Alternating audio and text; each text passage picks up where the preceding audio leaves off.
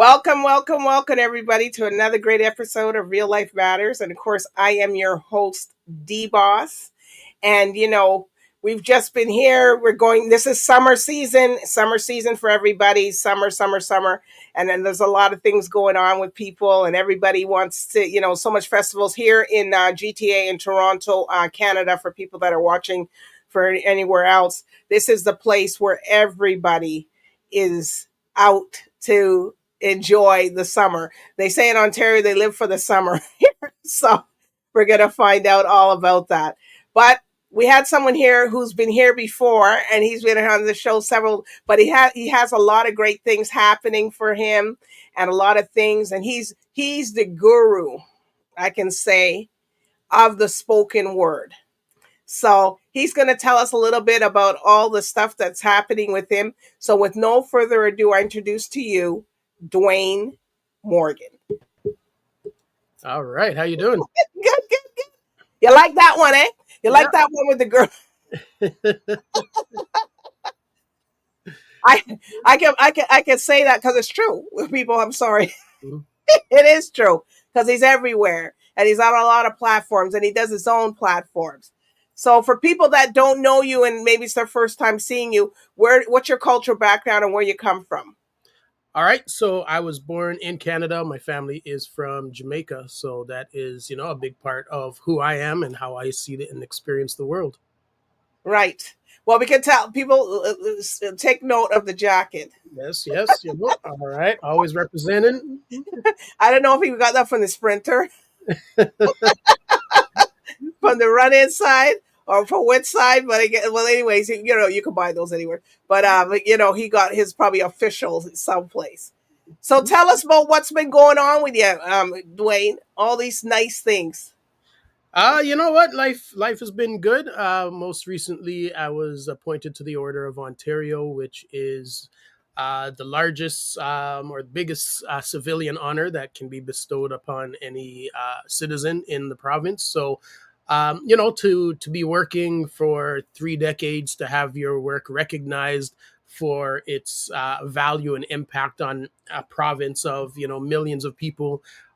It is a very humbling experience, and it's very affirming of the work that I've been doing and the communities that I've been building and the things that I've been trying to do and get across to people. So having that kind of recognition has been really important, and I hope it opens up the door to other people who see me being appointed and say, you know what, I should try for that as well. So there's so many things that oftentimes we don't think that we qualify for. We don't think it's for us, about us, and we don't even put our names forward. And I'm hoping that through this, more people, especially in my community, will say, you know what, at least let me put my name forward, because if your name's not even in the running, it's never going to work out. So that is the hope, that this is a catalyst for more recognition for more people. All right. So when you put together your stuff and your skits, and because that's a lot of work, where do you go do that? You just sitting in the backyard? Where are you?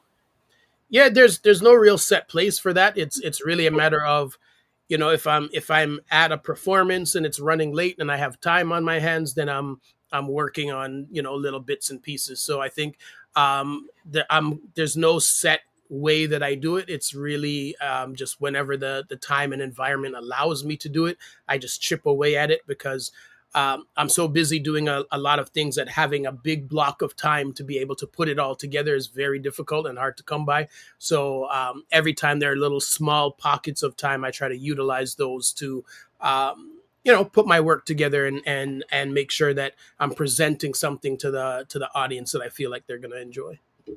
Okay. So but you have to put together something like a skit or what you want to talk about. Absolutely. So like, I'm just trying to dig in your mind there. No problem. Oh yeah, when I have a performance. Okay, well, yes, like the comedians, they have to put together stuff Mhm. before they, so like, where do you, when you're off your all those busy schedules and stuff, so when you're thinking up new things or a new skit to tell or a new, message that you want to bring across, where do you do that? Um, I mean, I think that's usually anywhere. I mean, that's when I'm driving, even though that's not supposed to happen. Uh-huh. But when I'm driving, when I'm listening to music, when I'm inspired by a lot of other things. So I might be watching a movie and something, that somebody says or the way the camera is positioned inspires something. So I Right. try to be as present as possible because I understand that inspiration is everywhere. So it really, again, there's no set place that I'm going to sit at this table and I'm going to I'm write it. gonna figure out that I'm gonna write this about this Yeah, it just doesn't today. happen like that. It's today I was writing some stuff. I was getting an oil change, so while I was waiting on them to do the oil change, I was writing some thoughts and ideas. So it's really just a matter of anytime I see something or experience something that I find inspirational, I just try to write it down so that I can capture it and try to turn it into something. So when you're rehearsing, you're rehearsing on your own, or you're in front of your mirror, or what do you how you like? What are you doing?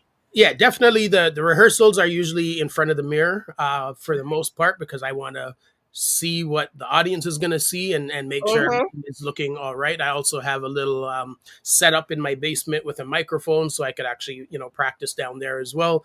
Um, if I need to practice, holding the microphone or, what I'm going to do so that I can, play around with it a little bit. So that part is the least glamorous, of all the aspects, but it is also very important because if you don't, practice and rehearse, then you're just not delivering the way that you want to deliver.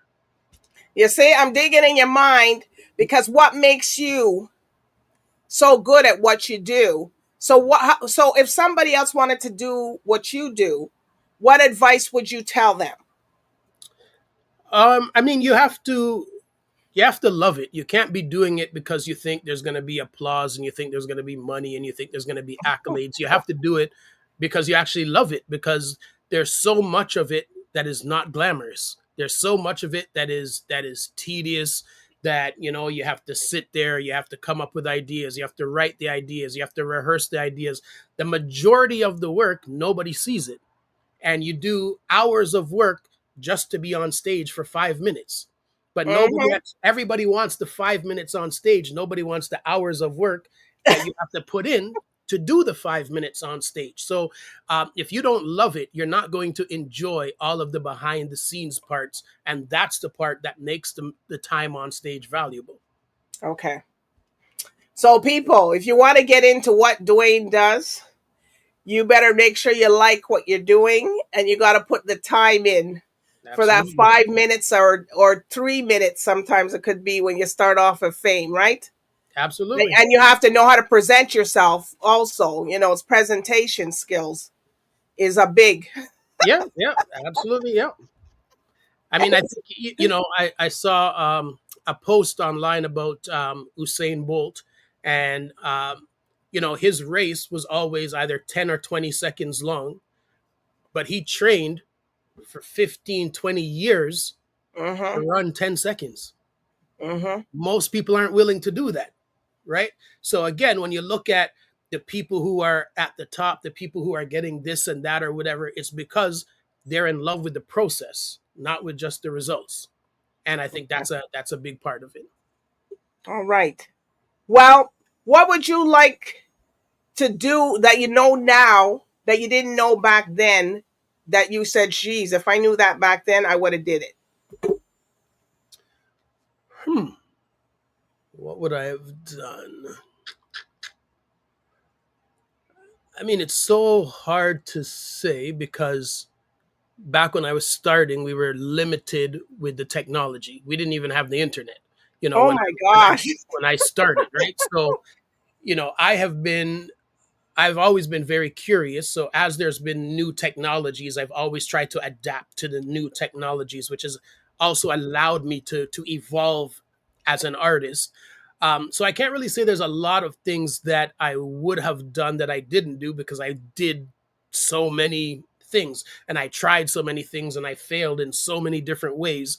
I think now it would really be um, just embracing the newer technologies like artificial intelligence and all of these Yeah. kinds of things and really figure out how I can utilize that to enhance what it is that I'm doing, because oftentimes many people, especially in my community, we shy away from new technologies. We don't trust new technologies, and we're always the last ones to gravitate towards it, rather than being at the forefront and figuring out how am I going to utilize and master this thing. So I think it's very important for me and my community to really look at artificial intelligence, these new technologies, and really look at how can they enhance what it is that we're doing, because many of us run the risk of being replaced by the things that we fear.